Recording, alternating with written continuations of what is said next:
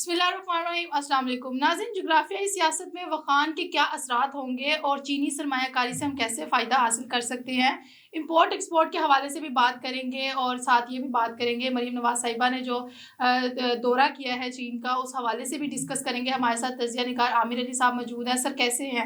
अल्हम्दुलिल्लाह जी, बहुत शुक्रिया। Sir thank you so much, आपने टाइम दिया है। सबसे पहले टॉपिक की तरफ आऊँगी। जुग्राफियाई सियासत के हवाले से मैं जानना चाहूँगी कि वखान के क्या असरात होंगे?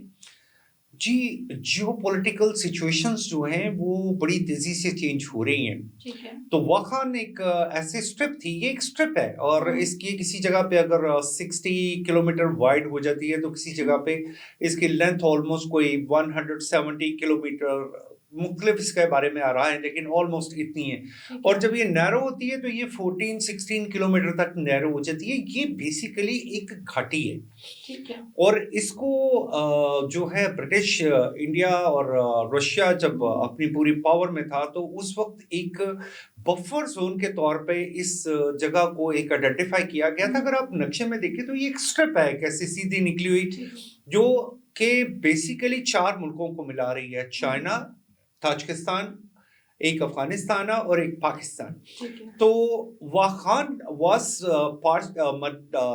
geopolitically it was hmm, never a part of Afghanistan.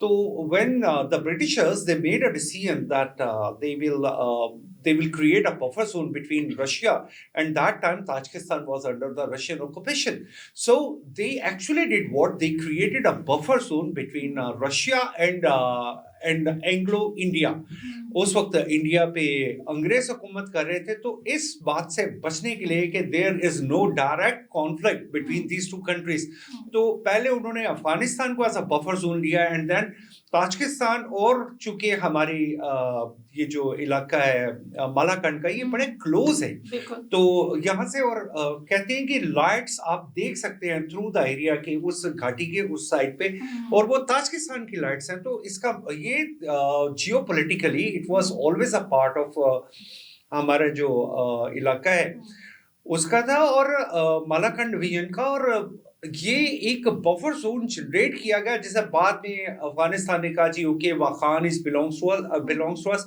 और इसे बल्क का एक छोटा सा एरिया बना दिया। हालांकि हुँ, वाखान की आबादी बहुत थोड़ी है, लेकिन रिसेंटली ये जियोपॉलिटिकली बहुत बड़ा किरदार अदा कर रहा है। ठीक है। एक तो पाकिस्तान का direct connection with Tajikistan, Tajikistan is very much eager to provide electricity to Pakistan.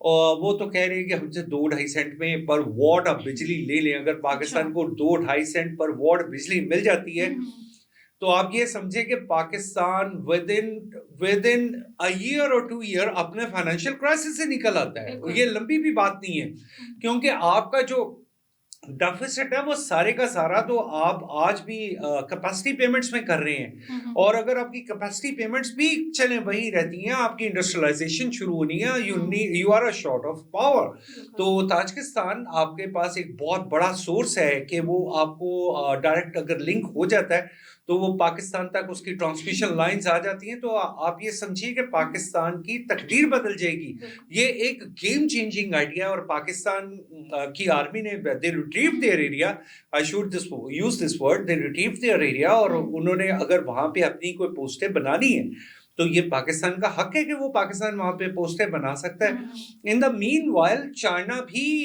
Wakhan की वजह से, क्योंकि एक बॉर्डर शेयर करता है अफगानिस्तान के हुँ, साथ, हुँ, हुँ, तो वहां से इन्फिल्ट्रेशन हमेशा होती रही, बार बार होती रही, यहाँ तक कि हुँ, चाइना ने कई दफा दे पेड देम। वहां पे ज्यादा आबादी नहीं है, वो नस्ली तौर पे तो वो लोग मंगोल्स ही हैं जो वाखान में आबाद हुँ, है। हुँ, तो उनको वहां से मूव करके और जगह पे मूव किया, उनको पैसे भी दिए कि भाई हुँ, ठीक है ये इस इंटरफेरेंस को रोका जाए, लेकिन ऐसा हुआ नहीं। वो लोग हुँ। फिर वापस आ जाते हैं and it's a very less populated area. तो सर हम चीनी इन्वेस्टर से कैसे सरमाया कैसे जो है वो बेनिफिट हासिल कर सकते हैं? देखिए पहले वाखान के हवाले से एक बात और कहूं कि हुँ, इंडिया एक बड़ा प्रोपेगेंडा करता था कि जी चाइना ने एक ऑल्टरनेटिव रूट बना लिया है हुँ, वाया वाखान, वो जनाब उनको पाकिस्तान की जरूरत नहीं रही, वो ईरान में चले जाएंगे, वो ऐसा हुँ, करेंगे वैसा करेंगे।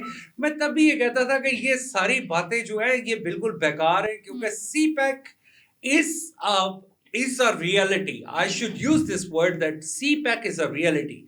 So we have to be very focused for that. And especially you talked about the business opportunities between China and Pakistan. Definitely, it's developing, but we need to be more focused. Like if we can find China as our market, हम उनको हमेशा ये क्यों सोचते हैं कि trade is only one side from China to Pakistan. We have a lot of capacity that we can export our products. Recently, आप ये देखिए कि पाकिस्तान से sea foods, shrimps, packed shrimps, fresh water shrimps ये एक्सपोर्ट होने शुरू हो गए हैं. ऑल्दो पाकिस्तान में डोंकी एक ईटेबल आइटम नहीं है, लेकिन चाइनीज के नज़दीक तो ये ईटेबल है. और चाइनीज कहते हैं कि आप फार्मिंग करें बाकायदा, यहाँ पे उसके स्लॉटर हाउस बनाएं, उसके फूड को प्रिजर्व करें और हमें एक्सपोर्ट करते हैं. They are your market. हम ऐसा क्यों नहीं देखते? हम गधे को आज भी गधे के तौर पे क्यों देखते हैं? आपकी इकोनॉमी है गधा, आप उसको एक्सपोर्ट कर सकते हैं. इसके अलावा आप बीफ एक्सपोर्ट कर सकते हैं. आप बहुत सारी ऐसी चीज़ें हैं. सिट्रस आपकी बहुत अच्छी प्रोडक्ट है. आपके पास बहुत सारी ऐसी चीज़ें पड़ी हैं जो पल्प की सूरत में या किसी और सूरत में आप उसको वैल्यू एडिशन में लेके जा सकते हैं. चलगोजा पाकिस्तान से लीगली और इलीगली बड़ी देर से एक्सपोर्ट हो रहा है. हम चलगोजे को एक ऑफिशियल चैनल दें कि हम उसे चाइना के लिए एक एक्सेसिव मार्केट के तौर पे लें. ये भी $1 बिलियन आपको लगता है जैसे अभी आपने सी फूड की बात की और डिफरेंट आपने ड्राई फ्रूट और इस तरह इंपोर्ट एक्सपोर्ट की बात की है, तो आपको क्या लगता है कि पाकिस्तान जो है इसमें एक अच्छा किरदार अदा कर रहा है? They slowly, I should appreciate the efforts of TDAP that they are really playing a larger part in this area.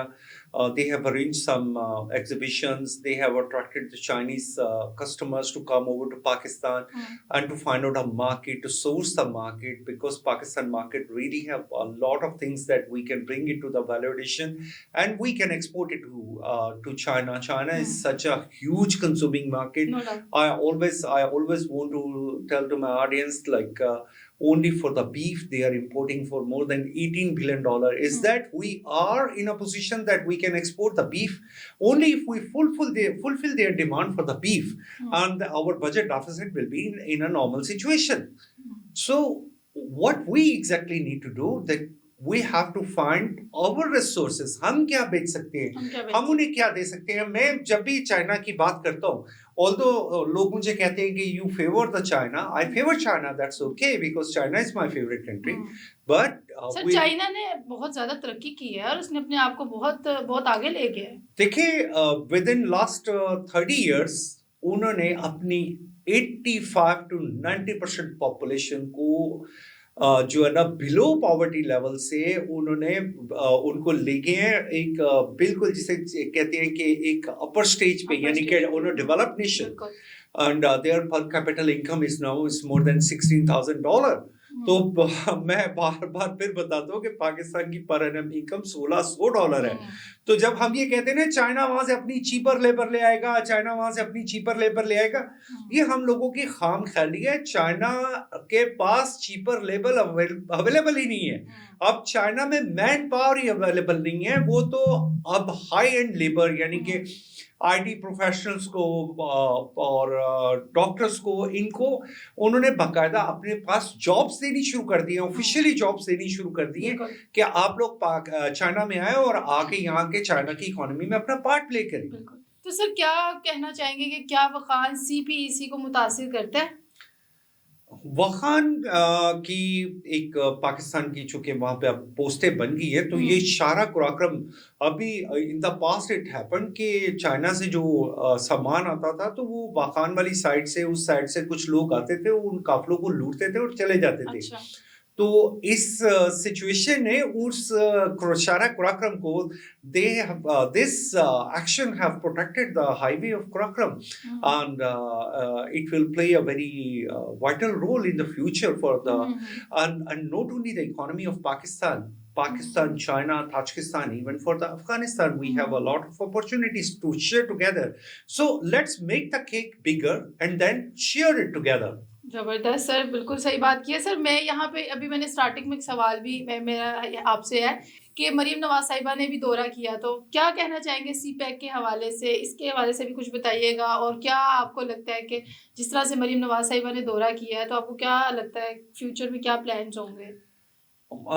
जी, हमारी सीएम साहिबा मोहतरमा मरियम नवाज शरीफ साहिबा जब वहाँ पे गई थी और उन्होंने एक बहुत सारे ऐसे एरियाज को टच किया है जो कि टच करने बहुत ज़रूरी थे कि environment control, waste management, hmm, waste and then water preservation, इस पे हुँ, बहुत सी बात हुई।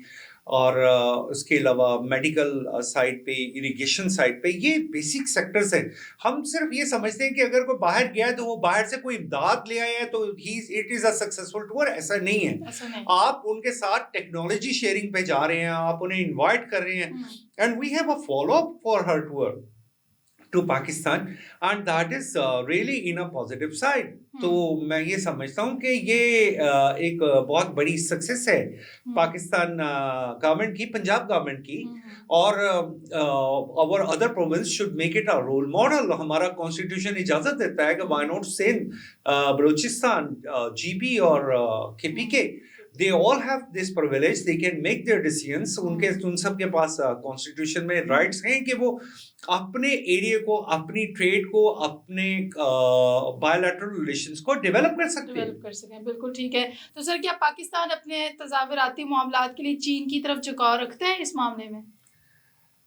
देखिए, कोई भी मुल्क की जो पॉलिसी होती है ना, वो उसकी फाइनेंशियल पॉलिसीज के साथ जो है ना वो रिलेट करती है। ठीक है। तो स्ट्रेटजिकली अगर आप समझें तो इस वक्त सिचुएशन ये है कि पाकिस्तान को बहुत कुछ देखना पड़ रहा है। Hmm, we have a lot of pressure from the West. Obviously we know that the western powers, they are not in a favor hmm, that that this route can be developed, and even this route is developed, it should not be activated hmm, in that way because it will benefit Pakistan and China as well. So what I feel like, the Pakistan have to play his part very diplomatically. Hmm, hmm, hmm. Sir यहाँ पे मेरा आपसे एक सवाल ये भी है कि अभी जो 2025 स्टार्ट हुआ है और आप कहते जिस तरह अभी आपने कहा कि हमारे लिए ये बड़ा सक्सेसफुल है कि चाइना के साथ हमारे जो मुआहदे हो रहे हैं, 2024 में भी मुआहदे हुए और 2025 में भी उसके अच्छे कुछ प्लान्स नज़र आते हैं।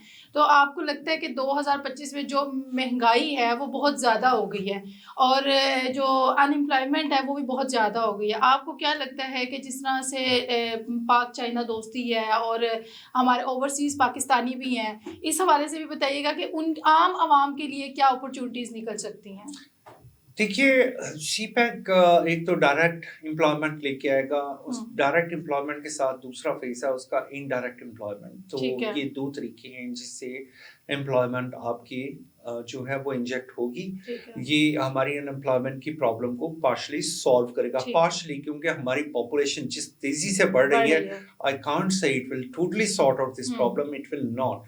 But on financial side, we will get many benefits if we can manage to export the product from Pakistan ठीक है। to overseas, and there are many markets available. And Chinese investors, why they want to come over to Pakistan, because they want to take an advantage for